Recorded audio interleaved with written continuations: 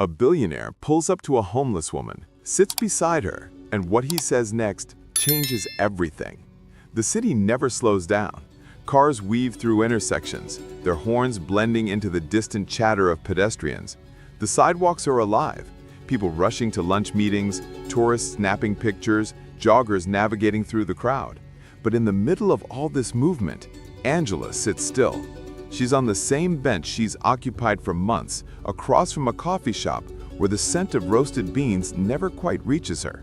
The cup in front of her, an old fast food soda cup with faded colors, has a few coins rattling inside. Most people walk past without looking. Some glance at her for half a second before turning away, as if acknowledging her existence would make them responsible for it. Angela used to fight for this country, a Marine, strong, resilient. Now she fights to make it through the day. Her hands, rough and weathered, clutch the straps of her old military backpack, a relic from a past life. Everything she owns is inside: a blanket, a tattered sweatshirt, a few canned goods from a church shelter. She shifts slightly, trying to stretch her aching legs. Sleeping on concrete does things to the body, things she never thought she'd have to endure. She pulls her coat tighter around her shoulders. It's early spring, but the cold still lingers in the mornings. The bench is metal, biting against your skin even through layers of fabric. Across the street, people sip their lattes and laugh like nothing in the world could touch them. Then, a car slows down. Not just any car, a sleek black Rolls-Royce, the kind of vehicle that barely seems real, the kind that belongs in the glossy pages of magazines. The tinted window rolls down just enough for the driver to exchange words with someone in the back. And then, the door opens. A man steps out. He's tall, well-dressed, charcoal suit, crisp white shirt, watch that probably costs more than an entire block of apartments in this part of town. Angela doesn't recognize him immediately, but there's something familiar about his face. She's seen it before. Maybe in the news, maybe on a billboard. A billionaire. One of those men whose name carries weight, whose money moves mountains. She expects him to glance at her the way the others do. A moment of pity, a polite nod before he moves on. But he doesn't. Instead, he walks toward her. Angela tenses. She's dealt with all kinds. Some people mean well, others don't. Sometimes it's a lecture, a sermon about life choices, a backhanded comment disguised as concern. She braces herself, but he doesn't say anything at first. He just sits down beside her, hands resting on his knees. For a long moment, neither of them speak. She side-eyes him, expecting him to start talking about a new foundation or a charity project that would use her for a photo op. Instead, he turns slightly, looking at her, not through her, but at her. "You were in the military." His voice is steady, matter of fact. Angela's eyes narrow. "What makes you say that?" He gestures to her backpack. "That's standard-issue military gear. And the way you sit, straight back, shoulders squared, trained posture." She exhales sharply. "Most people don't notice things like that." "Yeah," she finally mutters. "Marine Corps." He nods, as if he already knew the answer. She doesn't ask how he knew. Maybe he's just observant. Maybe he's been around enough veterans to recognize the signs. Either way, it's been a long time since someone looked at her and saw more than just a homeless woman. But something about this doesn't add up. Guys like him don't stop for people like her. They don't sit on cold metal benches when they have private jets waiting for them. So why is he here? And more importantly, what does he want? She exhales, turning her gaze forward. "You gonna tell me why you're here, or are we just gonna sit in silence?" The man leans back slightly, hands clasped together. "I saw you," he says simply. Angela scoffs. "Plenty of people see me. Most don't stop." "Most don't know what they're looking at," he counters. "They see a woman on a bench, maybe a cautionary tale.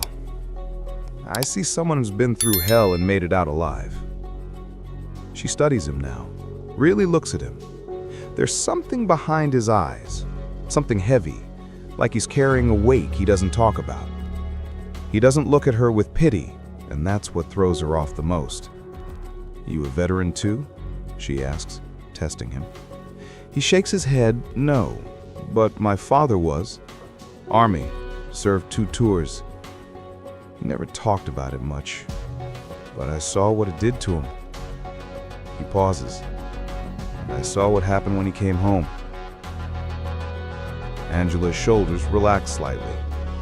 She doesn't like to admit it, but it's easier talking to someone who gets it, even if it's secondhand. People who've never lived it don't understand. They don't know what it's like to give everything for your country and then come back to nothing. "You never said your name," she says. A small smirk tugs at the corner of his lips, like he's amused that she hasn't figured it out yet. Elliot Baines. Her eyes widen slightly. Now she knows where she's seen him before. He's not just rich, he's one of those rich men. CEO of a massive tech company, philanthropist, the kind of billionaire whose every move is followed by cameras and headlines. People either love him or hate him, but either way, they know his name. She lets out a low chuckle. What the hell is a guy like you sitting on a bench with someone like me? Elliot doesn't flinch at her bluntness. Maybe I needed a reminder of what money doesn't fix everything. Angela huffs. "Tell that to my empty stomach." He nods, like he expected that response. "When was the last time you had a real meal?" She shrugs. "I had a sandwich yesterday. Some guy handed it to me before I could even thank him. Before that," she stays quiet. Elliot presses his palms together. "Come with me. Let's get you something to eat." Angela shakes her head. "No offense, but I don't trust guys in expensive suits offering me favors." "I get that," he says, "but this isn't about a favor. It's about a conversation. One you might need more than you realize." She eyes him, debating. The logical part of her tells her to say no. She's been burned before, people pretending to care just to make themselves feel better. But there's something about him that makes her hesitate. He doesn't seem like he's here for a photo op. He seems genuine. And damn, she's hungry. "Fine," she mutters, grabbing her backpack. "But if you try anything shady, I've got a mean right hook." Elliot chuckles. "Noted." They stand up, and for the first time in a long time, Angela walks beside someone who doesn't make her feel invisible. But what does he really want from her? Angela chews slowly, letting the warm food settle in her stomach. It's been too long since she's had a real meal, and she wants to savor it. But Elliot's words linger in the air between them, heavy and unresolved. "What do you mean it depends on me?" she finally asks, setting down her fork. Elliot folds his hands on the table. "I want to help you. Not just with a meal, not just for a night, for good." Angela stiffens. She's heard this before. People with good intentions throwing around words like help and change, only to disappear when things get difficult. She's learned not to believe in promises. She laughs, but there's no humor in it. "You want to save me? Is that it?" Elliot doesn't flinch. "No, I want to give you an opportunity. What you do with it is up to you." Angela narrows her eyes. "What kind of opportunity?" He leans in, slightly lowering his voice. "I want you to work for me." She blinks. "What?" "I own multiple businesses, foundations, programs, companies. I could give you a job. Start you somewhere steady, help you get back on your feet." Angela scoffs. "You don't even know me." "I know enough," he says. "I know you're not here because you're lazy. I know you've survived things most people wouldn't.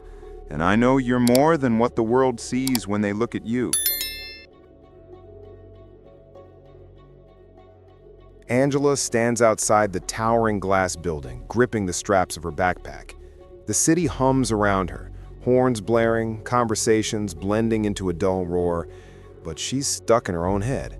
She could still turn around, walk away, go back to the streets, fade into the background where no one expects anything from her. But something keeps her planted in place. With a deep breath, she steps inside. The lobby is pristine, polished floors, sleek furniture, the kind of place where people like her don't belong. The receptionist looks up, startled, but before she can say anything, Elliot appears from the hallway. "D'Angela," he says. His tone neutral, but there's something in his eyes. Relief, maybe. "Come on in." She follows him through glass doors into an office with floor-to-ceiling windows overlooking the city. It's modern, expensive, everything she expected from a billionaire. She crosses her arms. "All right, Elliot. No cameras, no press, just us. So tell me, what do you really want from me?" Elliot leans against his desk, watching her carefully. "I meant what I said. I want to help you, but only if you want it." Angela huffs. "Help me? By throwing money at me? Get me a hotel room for a few nights?" Elliot shakes his head. "No. By giving you a job." Angela lets out a short laugh. "Doing what? You think I can just slide into some corporate gig?" "No," Elliot says calmly.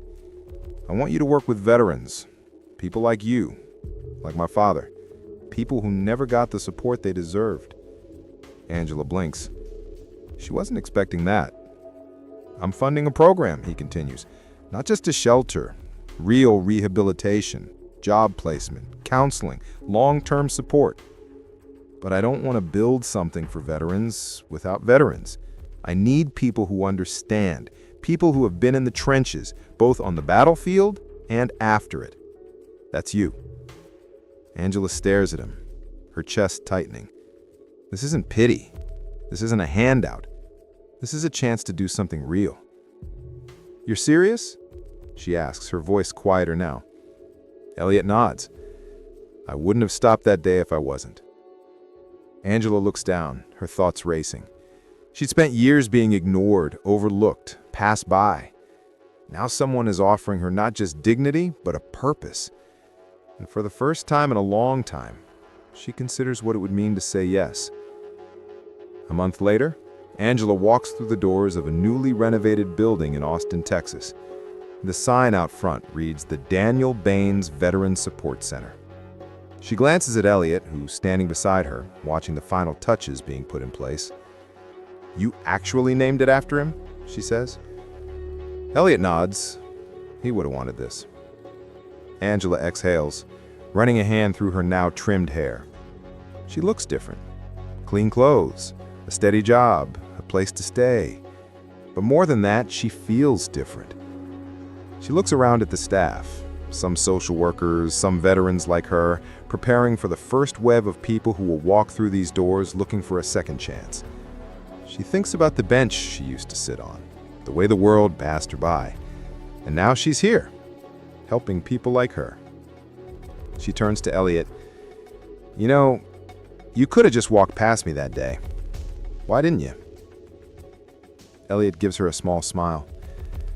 "Because my father told me once, the only way you fail someone is by pretending not to see them."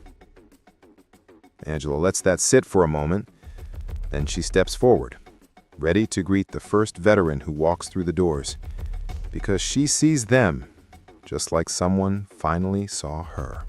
Angela's story isn't unique. There are thousands of veterans on the streets, forgotten by the very country they served. But one moment of truly seeing someone can change everything. If this story moved you, consider helping veterans in need. Support local shelters, volunteer, or simply take a moment to acknowledge those who have been left behind. And if you believe in the power of second chances, hit that subscribe button, because everyone deserves to be seen.